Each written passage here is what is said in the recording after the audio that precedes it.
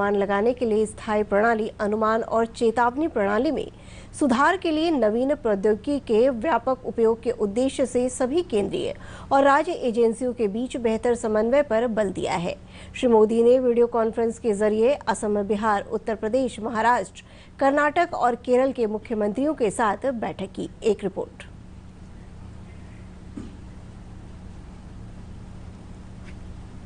देश के कई हिस्सों में जारी मानसून और बाढ़ के कहर पर केंद्र सरकार की भी नजर है। प्रधानमंत्री नरेंद्र मोदी ने बाढ़ प्रभावित 6 राज्यों के मुख्यमंत्रियों के साथ समीक्षा बैठक की। पीएम मोदी ने वीडियो कॉन्फ्रेंसिंग के माध्यम से असम, बिहार, उत्तर प्रदेश, महाराष्ट्र, कर्नाटक और केरल के मुख्यमंत्रियों के साथ बैठक कर देश में दक्षिण पश्चिम मानसून के साथ साथ बाढ़ की मौजूदा हालात का जायजा लिया। प्रधानमंत्री ने बाढ़ के पूर्वानुमान के लिए स्थायी प्रणाली स्थापित करने और चेतावनी प्रणाली को बेहतर बनाने के लिए नवीनतम प्रौद्योगिकियों के व्यापक उपयोग के लिए सभी केंद्रीय एवं राज्य एजेंसियों के बीच और अधिक समन्वय सुनिश्चित करने पर विशेष जोर दिया। साथ ही उन्होंने स्थानीय पूर्व चेतावनी प्रणाली में निवेश बढ़ाने पर भी बल दिया ताकि किसी खतरे से निपटने के लिए समय रहते चेतावनी दी जा सके। पीएम मोदी ने कहा कि कोविड-19 से उत्पन्न हुई स्थिति को ध्यान में रखते हुए राहत बचाव कार्य के दौरान मास्क, सैनिटाइजेशन, पर्याप्त सामाजिक दूरी समेत स्वास्थ्य संबंधी सभी सावधानी बरतने को सुनिश्चित किया जाना चाहिए। पीएम मोदी ने राज्यों से ऐसे विकास और बुनियादी ढांचे की परियोजनाएं निर्मित करने को कहा जिससे आपदा के समय में कम से कम नुकसान हो। इस दौरान राज्यों ने समय पर तैनाती करने के साथ साथ लोगों को सुरक्षित स्थानों पर पहुंचाने के लिए एनडीआरएफ सहित केंद्रीय एजेंसियों द्वारा किए गए ठोस प्रयासों की सराहना की। राज्यों की ओर से बाढ़ के प्रतिकूल प्रभावों में कम करने के लिए अल्पकालिक एवं दीर्घकालिक उपायों के बारे में भी कुछ सुझाव दिए गए। प्रधानमंत्री ने संबंधित मंत्रालयों और विभागों को राज्यों के सुझावों पर ठोस कदम उठाने का निर्देश दिया। साथ ही बाढ़ से निपटने में केंद्र की ओर से राज्यों को हर संभव मदद का भी भरोसा दिया।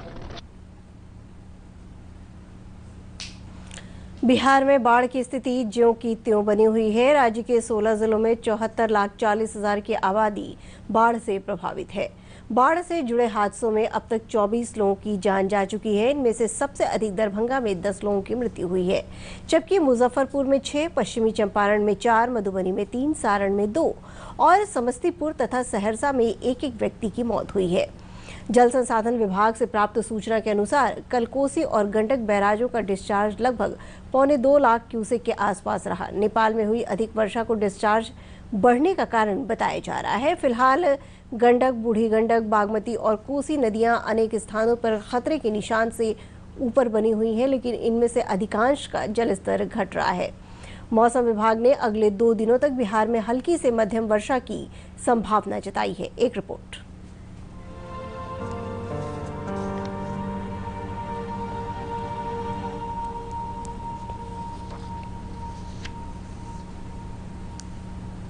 राज्य में बाढ़ की स्थिति ज्यों की त्यों बनी हुई है।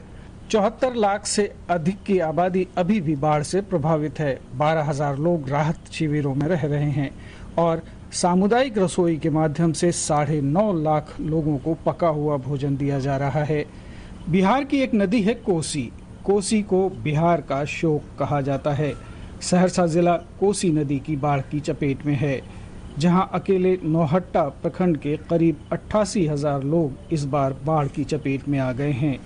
जिले के लोग हर साल कोसी की प्रलय झेलते हैं। नौहट्टा के अलावा महिषी, सिमरी, बख्तियारपुर और सलखुआ प्रखंड की स्थिति भी खराब है। हर तरफ बेसरो सामानी है।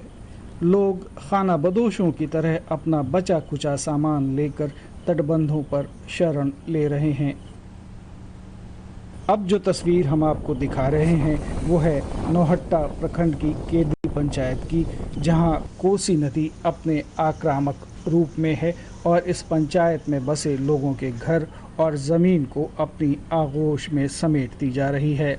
लोग किसी तरह नाव से अपने बचे हुए सामानों को लेकर कोसी बांध पर शरण ले रहे हैं। इन्हें डर है कि जब कोसी का पानी उतरेगा तो उनके बचे खुचे सामानों और घरों को भी बहा ले जाएगा। सलखुआ प्रखंड में भी कमोबेश यही स्थिति है, जहां बाढ़ प्रभावित लोग तटबंध पर शरण लिए हुए हैं। महिषी प्रखंड में तो बाढ़ आश्रय स्थल ही बाढ़ में घिरा हुआ है।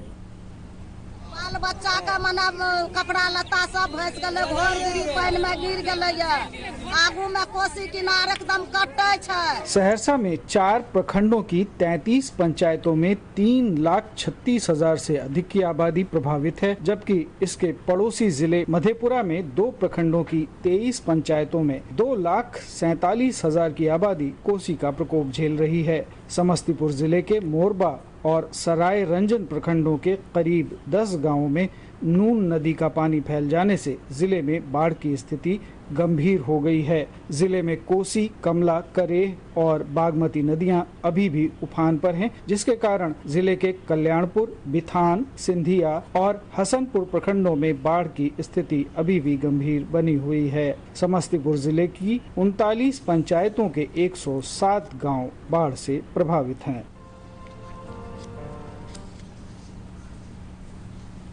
आगे बढ़ते हैं। पूर्व राष्ट्रपति प्रणब मुखर्जी की दिल्ली के सेना अस्पताल में मस्तिष्क की सर्जरी हुई है।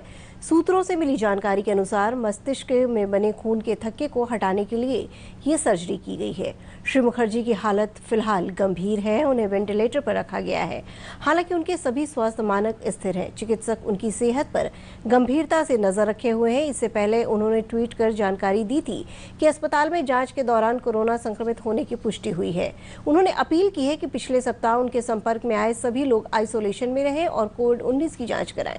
श्री मुखर्जी 2012 से 2017 तक भारत के राष्ट्रपति रह चुके हैं।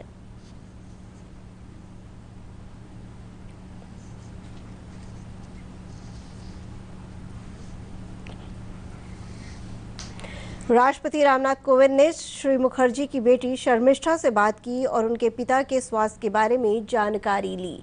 रक्षा मंत्री राजनाथ सिंह ने सेना के आरआर अस्पताल गए और श्री मुखर्जी के स्वास्थ्य के बारे में जानकारी ली।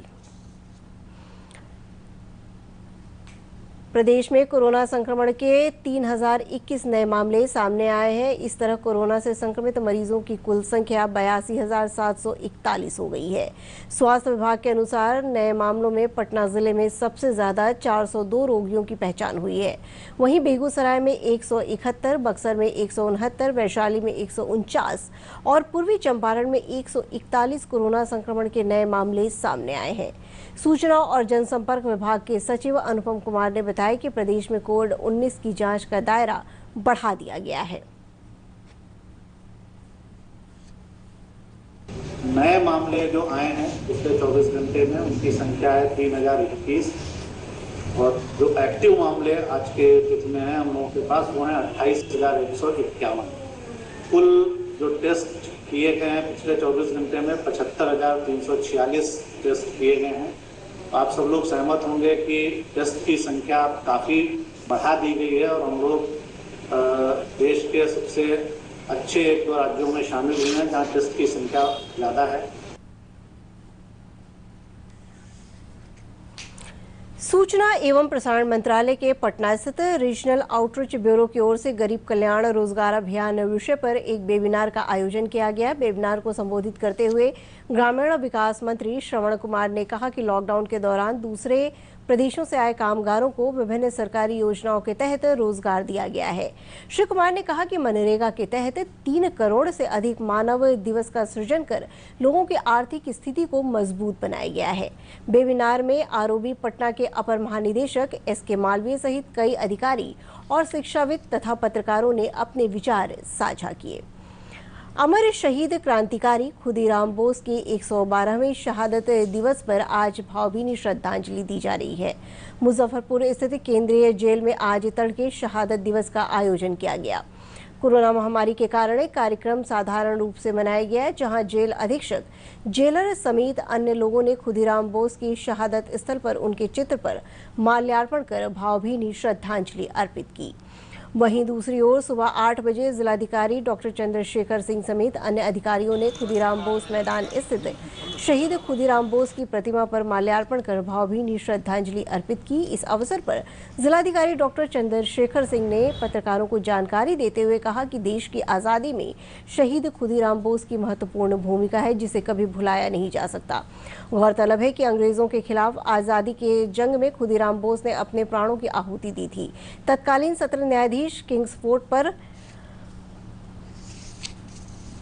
बम से हमला करने के मामले में आज ही के दिन 1908 को उन्हें मुजफ्फरपुर केंद्रीय जेल में फांसी की सजा दी गई थी। हम लोगों ने यहाँ जो हमारा केंद्रीय कारा है उसमें भी कार्यक्रम आयोजित हुआ है और हम सभी लोग उन्हें हृदय से याद करते हैं। उनकी कुर्बानी को, उनकी शहादत को हम लोग सलाम करते हैं जिला प्रशासन की तरफ से और हमारे सभी नागरिक संगठन की तरफ से। प्रदेश में श्री कृष्ण जन्माष्टमी का त्योहार पारंपरिक श्रद्धा और उल्लास पूर्वक मनाया जा रहा है। कोविड-19 संक्रमण के चलते मंदिरों में भीड़ भाड़ बहुत कम है। कोरोना के कारण राजधानी पटना के बुद्ध मार्ग स्थित इस्कॉन मंदिर में सन्नाटा पसरा है। मंदिर के पुजारी हरिलाल दास का कहना है कि कोरोना महामारी को देखते हुए मंदिर में बाहरी लोगों का आवागमन बंद है। उन्होंने कहा कि इस बार मंदिर के पुजारी लोग ही पूजा अर्चना करेंगे। मनाएंगे सोशल डिस्टेंसिंग के साथ और उसमें जो इंटरनल डिवोटी लोग हैं उन्हीं लोगों के द्वारा अभिषेक होगी, कीर्तन भजन होगी। वहीं एक महिला श्रद्धालु ने निराशा जताते हुए कहा कि आज उपवास रखा है और घर में ही परिवार के साथ रात 12 बजे पूजा अर्चना करेंगी। मंदिर तो सब बंद है, कहीं पूजा नहीं करने के लिए होगा, घर ही पर करना पड़ेगा पूजा।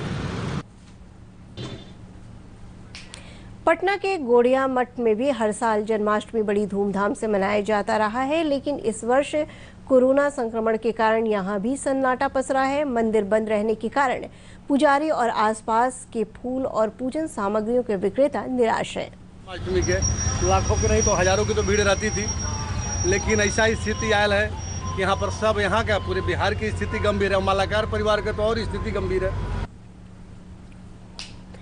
राज्यपाल फागू चौहान और मुख्यमंत्री नीतीश कुमार ने प्रदेशवासियों को श्री कृष्ण जन्माष्टमी की शुभकामनाएं दी हैं। नई दिल्ली स्थित भारतीय जनसंचार संस्थान IIMC में वर्ष 2020-21 के शैक्षणिक सत्र में PG डिप्लोमा पाठ्यक्रमों में नामांकन की प्रक्रिया शुरू हो गई है। इच्छुक व्यक्ति 28 अगस्त तक आवेदन दे सकते हैं। अधिक जानकारी के लिए www.iimc.gov.in देख सकते हैं।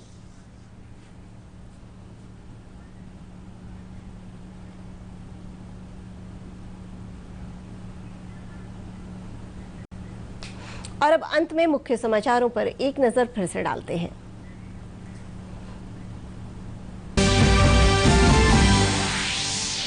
प्रधानमंत्री नरेंद्र मोदी ने बिहार समेत 6 राज्यों में बाढ़ की स्थिति की समीक्षा की।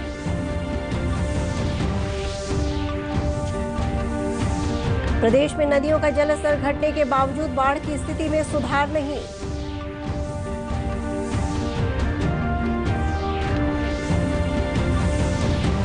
पूर्व राष्ट्रपति प्रणब मुखर्जी की दिल्ली के सेना अस्पताल में हुई मस्तिष्क की सर्जरी।